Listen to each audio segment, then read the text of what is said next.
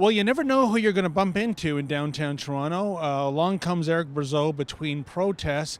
Now, Eric, you were up at North York at a anti-Islamization protest, and you had a specific sign, and it would cause some controversy, didn't it? What did the sign say? Well, the sign was a quote directly from the mosque on Adelaide and Dundas, and it said, "Slay them one by one, and show no mercy, the filthy Jews."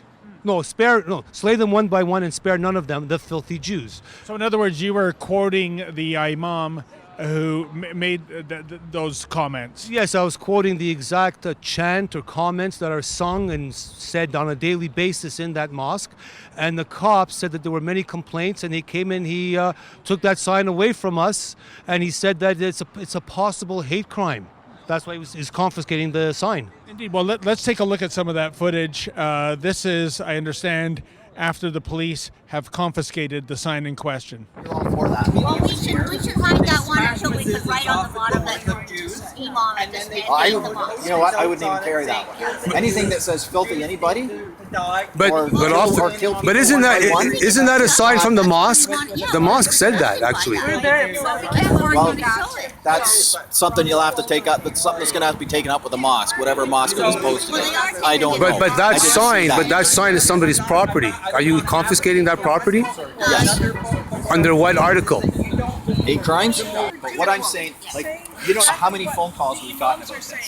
Right. Okay? So you marching down the street carrying signs like that, Okay. everybody's thinking you're Right. supporting all this. So Us taking away a couple of the signs that can cause you potential problems with other people Right. or for your safety. You know, what I'm telling you Yes. is I don't want somebody driving by and throwing something out of a car at you or a group of people coming and causing you problems.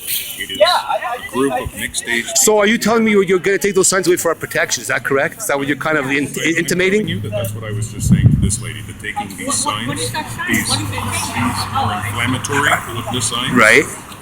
puts you in a safer position if you want to walk down the street. Okay, so take me back to that incident, Eric. The police confiscated that sign, and you said to them, this is merely a direct attribution of what an imam said in a Toronto mosque. That is correct. I said that to the cop, the officer, and he said, well, that's something you'll have to take up, go down to the station of the jurisdiction and make a complaint. And I said, well, if this sign is a hate crime, is saying it in a mosque a hate crime? And he goes, well, it could be, but it's not me who's going to investigate. It would be somebody else. So the cop was on board with saying, yeah, that statement is very possibly a hate crime. Eric, tell me, what do you think of the double standard that seems to be at play here? After your trial earlier this month, about 24 protesters went to the Masjid Toronto Mosque to hold a protest, and almost immediately Premier Kathleen Wynne, Mayor John Tory denounced the Islamophobia on display. And yet when news of this broke, that this imam was advocating death to infidels and calling Jews filthy, those elected leaders, they weren't tweeting out any condemnation whatsoever, were they?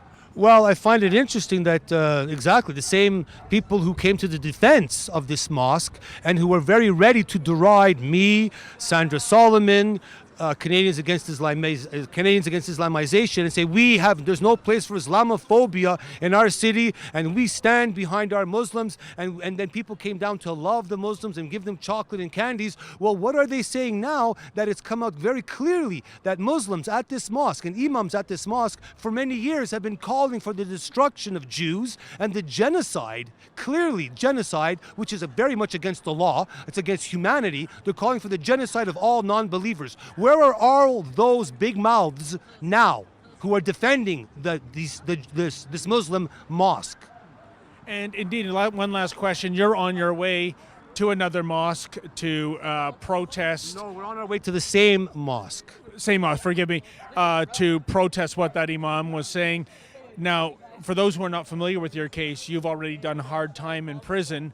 Are you worried that you could indeed be charged again by police and have further criminal charges to defend? You know, again, of course, I'm always nervous. I'm always worried. Anything can happen given the current climate as it stands right now here in Toronto and in Canada. However, I have to do what I must. I feel it is my duty as a Canadian citizen, as a citizen of the world, to not be afraid and to not cower, whatever the cost may be. I guess I'm willing to pay it, considering that some people right now who fight ISIS or Islam in Syria are getting their heads cut off or are being thrown into vats of sulfuric acid. If people can lose their lives that way, the least we can do as Canadians and people who live in the West is, go to a protest and risk an arrest or a charge.